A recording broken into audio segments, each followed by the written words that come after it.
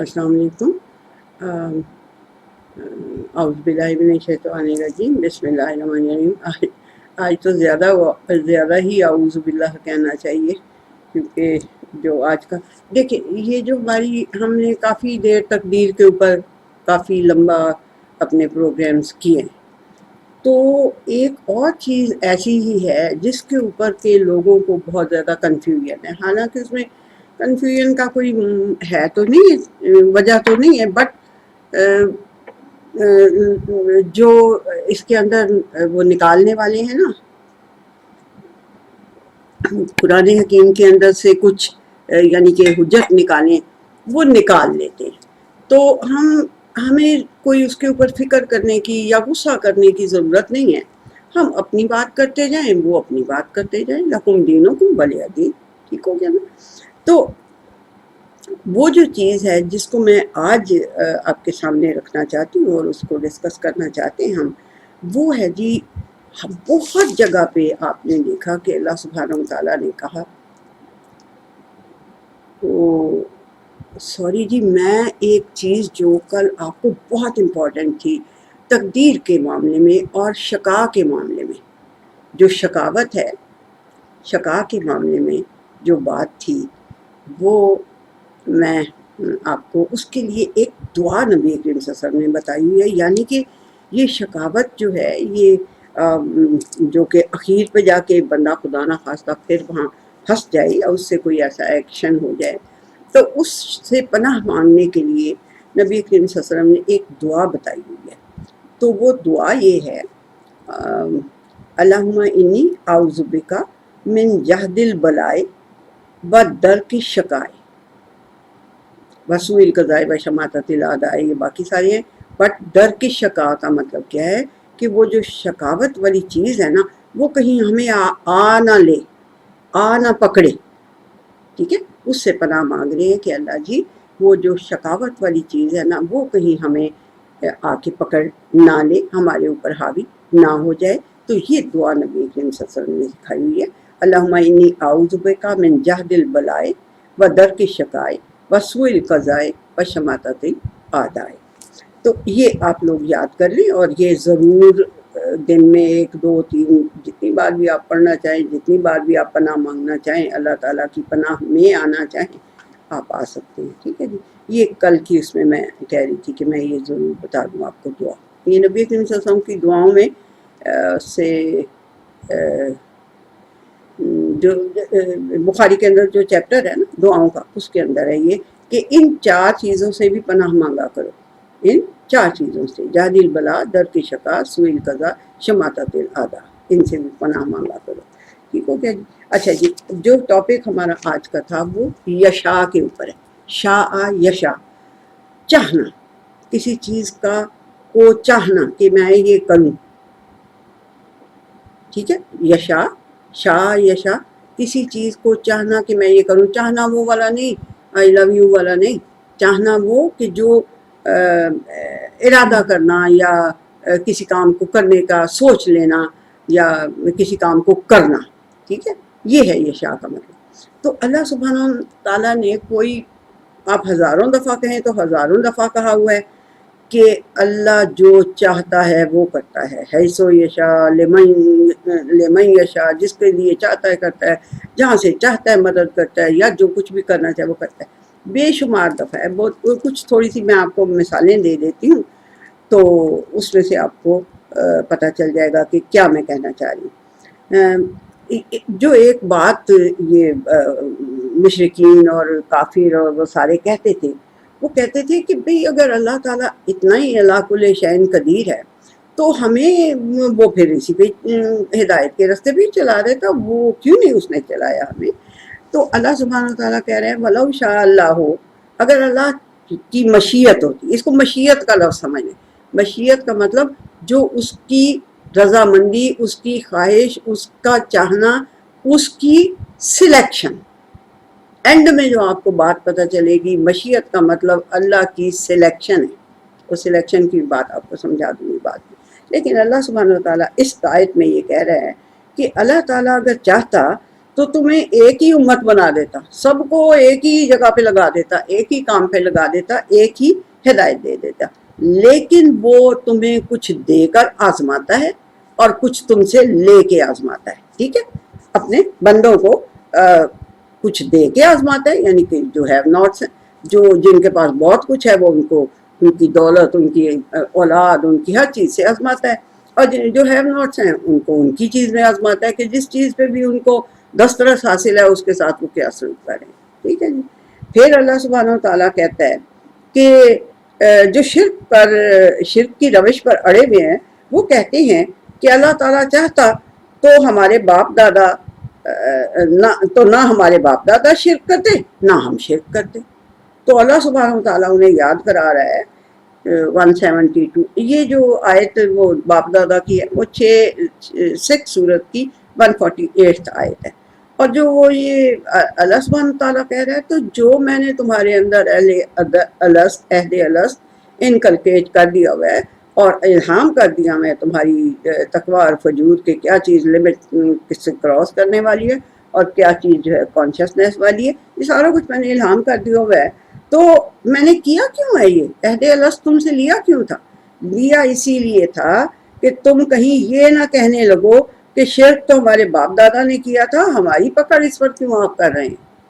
ٹھیک ہے, اللہ تعالیٰ آپ سے کہیں مات میں نہیں آ جائے گا. ٹھیک ہے.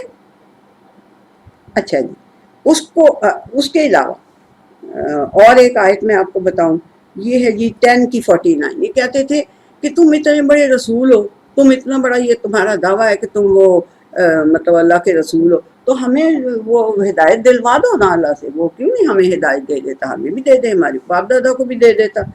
تو نبی کریم صلی اللہ علیہ وسلم, اللہ تعالیٰ نبی کریم صلی اللہ علیہ وسلم سے کہہ رہا ہے کہ ان سے ذرا کہہ دو کہ میں تو اپنے نفع نقصان کا کچھ اختیار نہیں رکھتا مگر جو اللہ چاہے.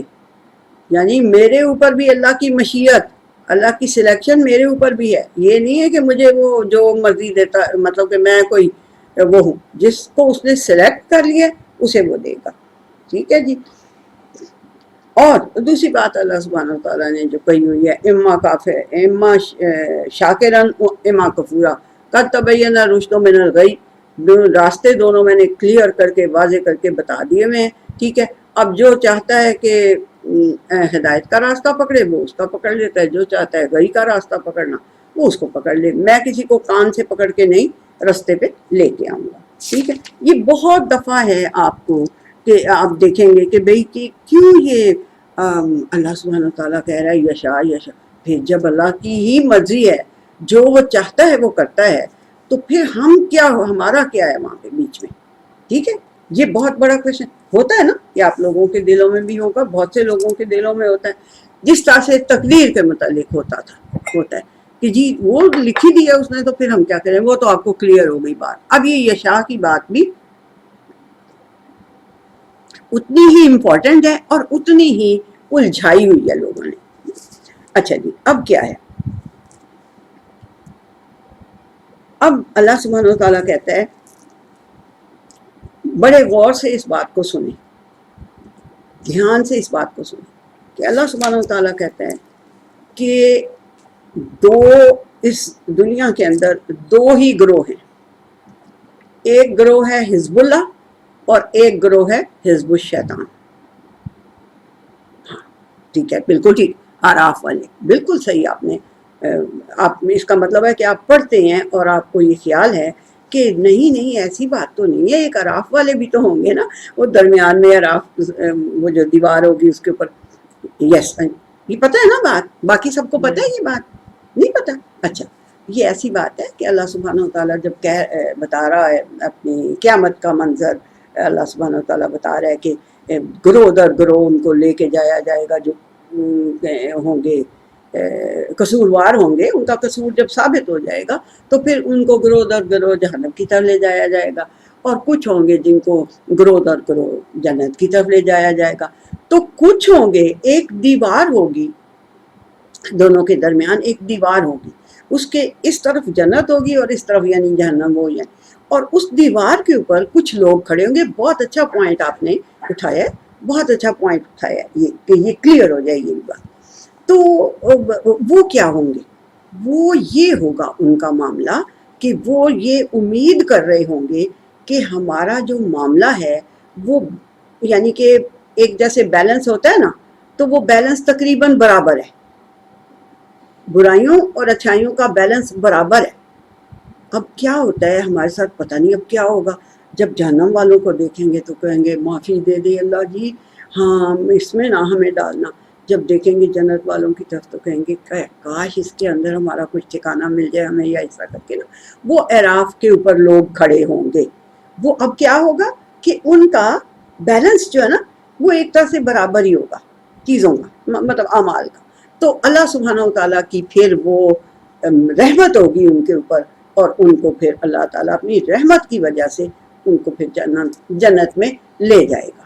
یعنی یہ اعراف والوں کی بات ہے جو آپ نے پوائنٹ اٹھایا، شاباش، بہت اچھی بات ہے۔ اس طرح جب آپ جی سورہ اعراف، اعراف نام ہی اس کا اس وجہ سے سورہ اعراف، آراف ہے نام، اعراف نہیں ہے۔ ہم لوگ پنجابی جو ہے نا ہر چیز کے نیچے زیر لگا دیتے ہیں۔ بہرحال جی سورہ آراف۔ تو اچھا جی، تو اللہ سبحانہ وتعالی جو مین بات ہے، مینلی دو گروپس ہیں۔ دیکھیں ایک آرمی ہوتی ہے نا، تو اس کے خلاف یا ایک آرمی ہوتی ہے یا بہت سی آرمی، جیسے یہ کولیشن بنا کے تو کسی ملک کے اوپر جا کے چڑھ دوڑتے ہیں، ٹھیک ہے نا، یا وہ جو نیٹو کی فوج کا نام لے لیتے ہیں، anything like that. But Allah سبحانہ وتعالیٰ نے جو بتائی ہوئی ہیں فوجیں وہ دو ہیں،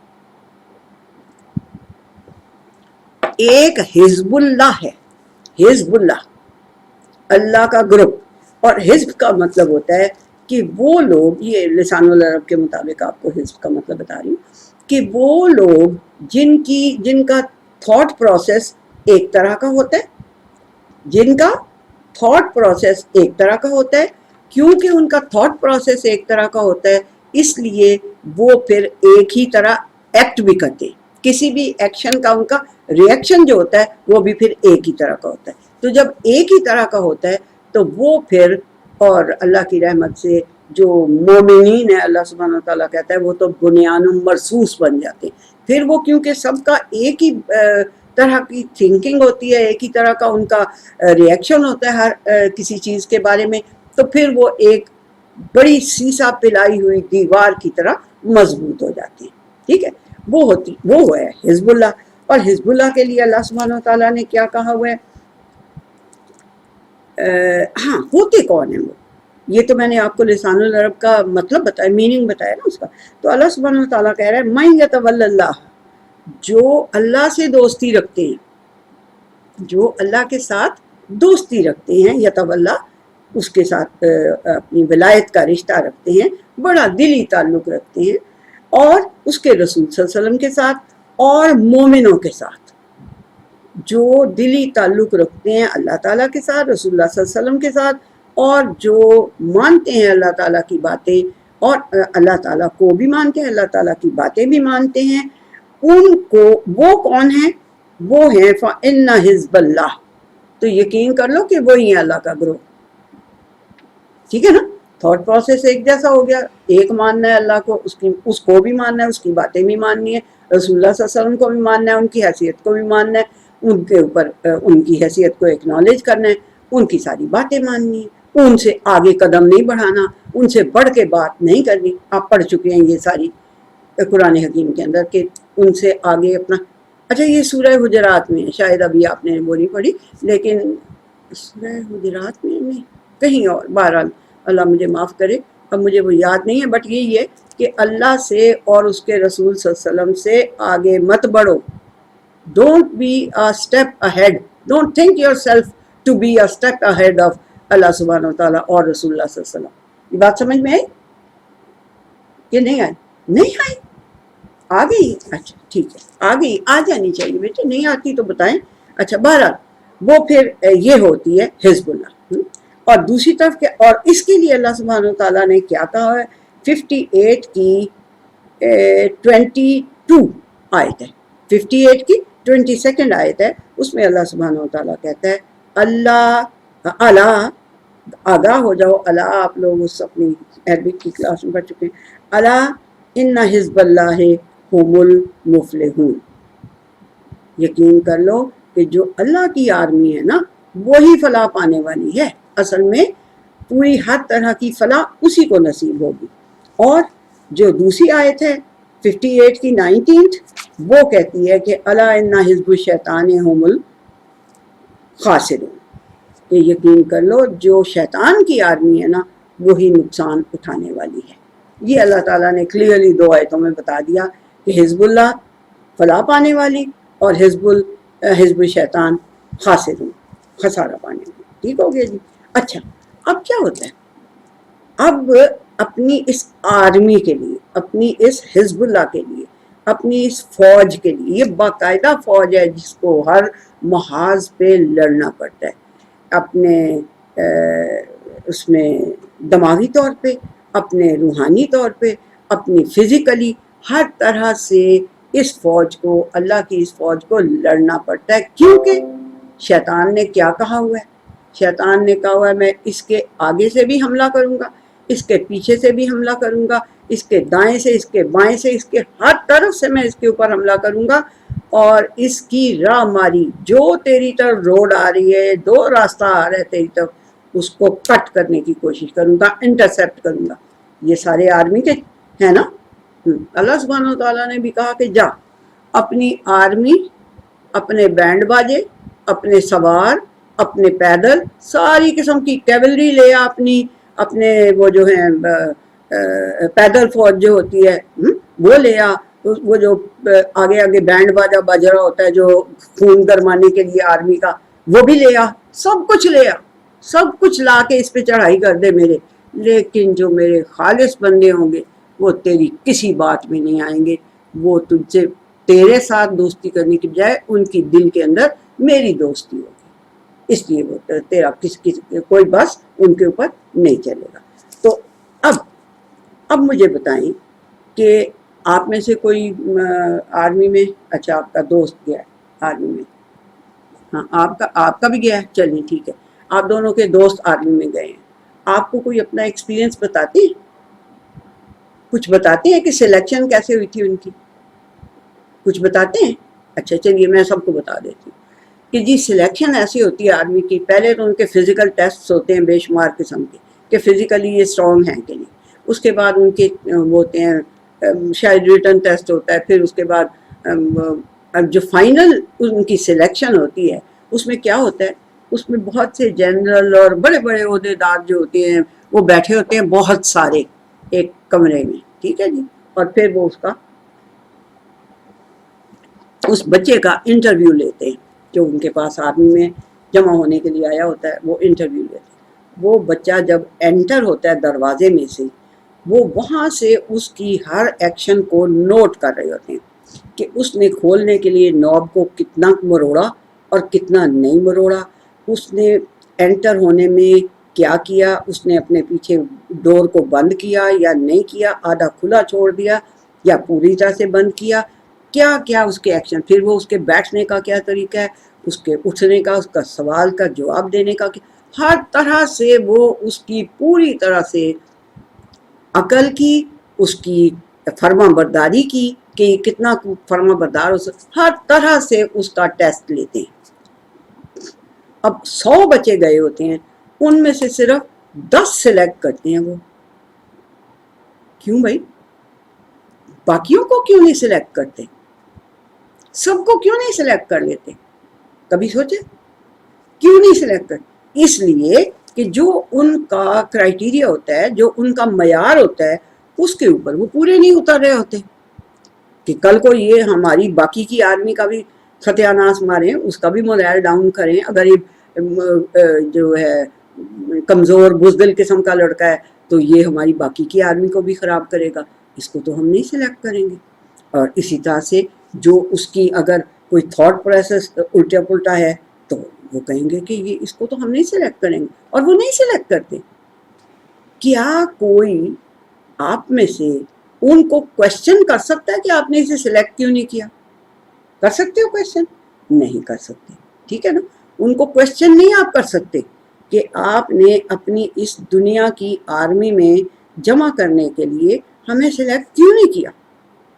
ٹھیک ہے، آپ کو اچھی طرح سے پتہ چل جاتا ہے کہ آپ میں کوئی غلطی ہے تو آپ کو نہیں سلیکٹ کیا گیا. ٹھیک ہو گیا. اچھا یہ باتیں بنانے والے تو بہت کچھ باتیں بناتے ہیں. بہرحال یہ بیچارے یہ جو جنرل اور یہ جو بریگیڈیئر اور یہ جو میجر جنرل اور لیفٹیننٹ جنرل اور فل جرنیل بیٹھے ہوئے ہوتے ہیں، یہ سارے دنیا کا علم رکھنے والے انسان ہیں، لمیٹڈ علم رکھنے والے انسان ہیں. ویئر ایز کہ اپنی آرمی میں حزب اللہ میں سلیکٹ کرنے والا جو ہے، ہاں جی، وہ ہے اللہ تعالیٰ، اور اس کا علم اور اس کی خبر آپ کے اندر تک پہنچی ہوئی ہے. آپ کو وہ اندر باہر سے اچھی طرح جانتا ہے کہ آپ اس کی آرمی میں سلیکشن کے قابل ہیں یا نہیں ہیں. مجھے بتائیں، پھر اللہ کو آپ کوشچن کریں گے؟ ایسا نہیں ہے. اللہ سبحانہ و تعالیٰ کہتا ہے کہ لا یسألو اما یفعلو وہم یسألون. ان سے تو میں پوچھوں گا، ان سے تو سوال کیا جائے گا، لیکن اللہ سے کوئی سوال نہیں کر سکتا کہ آپ نے یہ کیوں نہیں کیا. اگر آپ اپنے ارضلی یعنی دنیا کے جنرلز، اور وہ حالانکہ وہ اتنے بڑے بادشاہ نہیں ہوتے، لیکن آپ ان سے کوشچن نہیں کر سکتے کہ کیوں نہیں ہوئی سلیکشن میری، تو اللہ سبحانہ و تعالیٰ کو آپ نہیں پوچھ سکتے. وہ اندر باہر تک آپ کو جانتا ہے کہ میں نے کس کو اپنی آرمی میں جمع کرنا ہے اور کس کو نہیں کرنا، کس کو میں نے ایمان کی دولت دینی ہے، کس پہ میں نے ایمان دینے کا احسان کرنا ہے. ٹھیک ہے، اور میں نے اس کو اپنی فوج میں شامل کرنا ہے. یہ جو ہوتی ہے نا مشیت ایزدی، اس کو بڑا مشکل سا لفظ ہے. بہرحال جو اللہ تعالیٰ کی یہ مشیت ہوتی ہے، یشاء جو لفظ ہے، اس کا مطلب ہے اللہ تعالیٰ کی سلیکشن، اور وہ اس لیے نہیں کرتا. دوسری مثال میں آپ کو دنیا کے اندر سے یہ دوں کہ دیکھیں، آپ خیرات کرتے ہیں، جا کے تو سیدھا جا کے دے دیتے ہیں کسی کو. یہ کوئی نشئی ہوتا ہے یا کوئی غلط کار ہوتا ہے یا کوئی اس طرح کا آپ کو جو پتہ ہو کہ اس طرح کا، آپ اس کو اپنی خیرات دیتے ہیں. خیرات جو آپ نے دینی ہوتی ہے، کوئی پیسے دینے ہوتے ہیں یا کوئی چیز دینی ہوتی ہے، تو آپ کیا کرتے ہیں؟ آپ اس کی تفتیش کرتے ہیں کہ جس کو میں یہ دینے لگا ہوں وہ اس کو صحیح جگہ پہ یوز کرے گا یا اس کو غلط استعمال کرے گا. ٹھیک ہے یہ بات؟ تو اگر آپ اپنی اس چھوٹی سی خیرات کو، ٹھیک ہے، جس سے وہ چلو اپنا کوئی کھانا بنا لے گا، کوئی اتنا چھوٹا موٹا کام کر لے گا، اس کو تو دینے کے لیے آپ اتنا خیال کریں کہ جی آپ دیکھ کے دیں. تو جو اللہ سبحانہ و تعالیٰ کا یہ ایک نعمت ہے، یہ ایک اس کی بہت بڑی خیرات ہے جو وہ ہمیں دے رہا ہے سب کو، تو وہ دینے کے وقت دیکھے ہی نہ، وہ ہر کسی کو تھما دے تاکہ وہ اس کی یعنی کہ اس کو مس یوز کریں. اس لیے اللہ سبحانہ و تعالیٰ کہتا ہے کہ جو مجھ سے مانگے گا میں اس کو دوں گا ہدایت. اور بڑی خوبصورت ایک آیت ہے کہ یہ تم سے اللہ کے بارے میں پوچھتے ہیں نا، انہیں کہو میں انی قریب اجیب و دعوت الداعی اذا دعان، جب بھی یہ مجھ سے کچھ مانگتے ہیں میں انہیں دیتا ہوں. تو فلیستجیبوا لی، ان کو بھی کبھی کبھی چاہیے کہ میری بھی کسی بات کا جواب دے دیا کریں. ٹھیک ہے، یہ سورہ بقرہ کی آیت ہے، نمبر اس وقت مجھے یاد نہیں، بٹ یہ اسی طرح کہ یہ تم سے میرے بارے میں پوچھتے ہیں تو انہیں کہو فسألوا انی، یہ میرے بارے میں تم سے پوچھتے ہیں تو ان کو کہو انی قریب و مجیب، میں قریب بھی ہوں اور جواب بھی دیتا ہوں. یہ جب مجھے پکارتے ہیں، جب مجھ سے کچھ مانگتے ہیں، میں انہیں جواب دیتا ہوں. اور وہ جواب دینے والی بات جو ہے وہ کسی وقت آئے گی تو پھر آپ کو اور وہ بھی سمجھ آ جائے گی کہ جواب صرف یہی نہیں ہوتا کہ بھئی آپ کو وہ چیز مل جائے جو آپ مانگ رہے ہیں. نو، اس طرح نہیں ہوتا. اس کے 3 جواب ہوتے ہیں. ٹھیک ہے، 3 طرح سے اللہ تعالیٰ جواب دیتا ہے. وہ کہہ رہا ہے میں دیتا ہوں جواب، تو اس کا مطلب وہ دیتا ہے، لیکن وہ ضروری نہیں کہ ہماری خواہش کے مطابق ہی اس کا جواب ہو، وہ اس کی حکمت کے مطابق بھی اس کا جواب ہو سکتا ہے. تو یہ تو ہوگی بات کہ آپ خیرات کرنے وقت اگر دیکھتے، اور اللہ سبحانہ و تعالیٰ کی اس نعمت کا اجر، اس کا ریوارڈ، اس کی جزا کتنی بڑی ہے. آپ کی اس چھوٹی سی خیرات سے تو بہت بڑی ہے نا. تو آپ تو سلیکٹ کریں، آپ تو تفتیش کریں بندے کی خیرات دیتے وقت، اور اللہ سبحانہ و تعالیٰ ایسے ہی نہ بانٹتا پھرے گا جس کا اتنا بڑا ریوارڈ ہے. اس لیے یہ جو یشاء کا لفظ ہے اس کو مس انٹرپریٹ نہ کریں، اس کو دھیان. یہ بات سمجھ میں آ رہی کہ نہیں آ رہی؟ بالکل آ رہی ٹھیک طرح سے. چلیں ٹھیک ہے، شکر الحمدللہ. تو یہ بات ہے جی. اور دوسری یہ بات ہے، ہاں جی، جو وہ اللہ سبحانہ تعالیٰ کہتا ہے کہ بھئی جو مجھ سے مانگے گا میں اس کو دوں گا. صبح جو اللہ سبحانہ تعالیٰ ایک حدیث قدسی ہے، آپ کو پتہ ہی ہے نا حدیث قدسی، وہ اللہ سبحانہ تعالیٰ کہتا ہے کہ میں جب تھوڑی سی رات رہتی ہے نا ابھی، یعنی تہجد کا ٹائم بھی ہوتا ہے، جب وہ رات تھوڑی سی رہتی ہے تو میں دنیا کے آسمان پہ آتا ہوں اور ندال. یہ ہم حدیث قدسی میں بتا رہی تھی آپ کو کہ اللہ سبحانہ تعالیٰ کہتا ہے کہ میں حدیث قدسی ہے یا نہیں ہے، بہرحال حدیث ہے کہ وہ اللہ سبحانہ تعالیٰ کہتا ہے کہ میں آسمان دنیا پہ جو نزدیک ترین دنیا کا آسمان ہے، میں صبح اس کے یعنی صبح کیا وہی جو فجر سے پہلے کا ٹائم ہوتا ہے، تہجد وغیرہ کا ٹائم، اس وقت میں وہاں آتا ہوں اور میں آ کے ندا لگاتا ہوں، میں آواز دیتا ہوں، میں کہتا ہوں کہ کوئی ہے جو مجھ سے مانگے اور میں اس کو دوں، کوئی ہے جو مطلب کہ میرے سے اپنی ضروریات کے لیے مانگ رہا ہو تو میں اس کو نصیب کروں، اور کوئی ہے کہ جو مجھ سے اپنے گناہوں کی معافی مانگ رہا ہو تاکہ میں اس کو معاف کر دوں. تو اللہ سبحانہ تعالیٰ کہتا ہے اس میں قرآن حکیم میں فَلْيَسْتَجِیبُوا لِی، کبھی کبھی میری بھی کسی بات کا جواب دے دیا کرو بھائی، میں سارا کچھ تمہارا سنتا ہوں، جواب دیتا ہوں، تو میری بات کا بھی جواب دے دیا کرو. اب ایک اور بات آپ بچوں کو تو خیر بچے نہیں ہیں، بڑے بڑے ہو تم لوگ سارے، تو بہرحال جب آپ بچے ہوتے تھے تو آپ کی ماما آپ کے لیے کبھی کیک بناتی تھی یا چاکلیٹ بناتی تھی یا کچھ بناتی تھی، تو آپ تین بہن بھائی ہیں اور ان کی ماں نے ان کے لیے چاکلیٹ کیک بنایا ہے، وہ آ کے ان کو دیتی ہے کہ یہ لو جی میں نے آج چاکلیٹ کیک تمہارے لیے بنایا. تو وہ ایک بچہ جو ہے وہ اس کو کھاتا ہے اور کہتا ہے واہ ماما بہت ہی مزے کا ہے، یہ تو آپ روز ہی مجھے دے دیا کریں. اور ایک بچہ جو ہے وہ آ کے دیکھ کے اس کو کہتا ہے پتہ نہیں کیسا ہوگا، چلو چکھ کے دیکھتا ہوں. وہ تھوڑا سا چکھتا ہے، منہ بنا کے چلا جاتا ہے کہ یہ اتنا اچھا نہیں ہے، تھوڑا سا ٹھیک ہے، بس ٹھیک ہے ماما، اتنا کوئی کمال کا نہیں ہے. ایک تیسرا بچہ آتا ہے، وہ دور سے ہی اسے دیکھتا کہتا ہے رہنے دے، یہ نہیں میں نے کھانا، اس کے یہ تو ایسے ہی ہوگا، کوئی اس کا ٹیسٹ نہیں ہونا، کوئی نہیں اچھا، یہ نہیں مجھے اچھا لگ رہا. تو اب آپ کی ماں کل بنائے گی جب کیک تو وہ کس کو دے گی؟ وہ ان بچوں کی ماں جو ہے وہ جب کیک بنائے گی تو کس کو سب سے پہلے انوائٹ کرے گی؟ ذرا بتائیں. ہاں جی، جس نے کھا کے اور اس کو تھینکس بھی کہا تھا اور اس کو یہ بھی کہا تھا کہ اور یہ بیچارہ چھوٹا سا کیک ہے جو ماں نے بنایا. جو اللہ سبحانہ تعالیٰ کی اتنی بڑی نعمت ہے وہ ایسی نہیں ہے کہ وہ ہر ٹام ڈک اینڈ ہیری کو دیتا پھرے اور وہ آگے سے ناک چڑھاتے پھرے، ایسا نہیں ہے. تو جو اس کی نعمت کو حاصل کرنا چاہتا ہے، جو اس کی طرف تھوڑا سا، ابراہیم علیہ السلام کو اس نے اپنا خلیل بنا لیا، یعنی دل کے اندر جس طرح اس کو کہتے ہیں نا کہ خالی کر کے دل کو، اسی کو صرف دل میں بٹھا لیا. اللہ سبحانہ تعالیٰ کہتا ہے اللہ نے اس کو خلیل بنایا. ابراہیم نے اللہ کو خلیل بنایا نہیں ہے، لفظ ہے اللہ نے ابراہیم کو اپنا خلیل بنایا. ٹھیک ہے، تو کیوں بنایا؟ اس لیے کہ اللہ سبحانہ تعالیٰ کہتا ہے عطا بقلب سلیم، وہ ایک بہت ہی سبمسو دل لے کر، عقل لے کر میرے پاس آیا تھا. ٹھیک ہے، وہ ایک سبمسو دل اور عقل لے کے میرے پاس آیا تھا مانگنے کے لیے کہ مجھے دکھا کے در ہے اور مجھے بتا کہ میں کیا کروں.